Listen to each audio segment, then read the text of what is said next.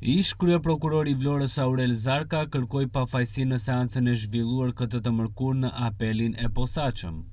Mbrojtësi i tij ligjor Julian Mërtiri mbajti të njëjtin qëndrim duke thënë se klienti i tij nuk ka qenë përdorues i aplikacionit Sky ECC dhe se Aurel Zarka punonte në Vlorë dhe nuk mund të ndikonte në një çështje që ishte në Tiranë.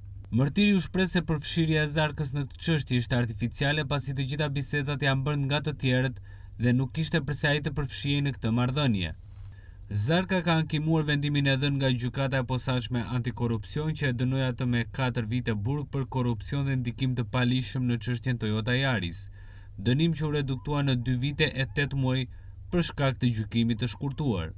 Apeli i posaçëm dëgjoi pretendimet e mbrojtësit të Zarkës dhe u troq për të shpallur vendimin në datën 12 nëntor. Vendimi për dënim në shkallë të parë u dhan nga treshja e gjyqtarëve Erion Çela, Bib Ndreca dhe Rudina Palloj, ndërsa Zarka u hetuan nga prokurori Klodian Braho.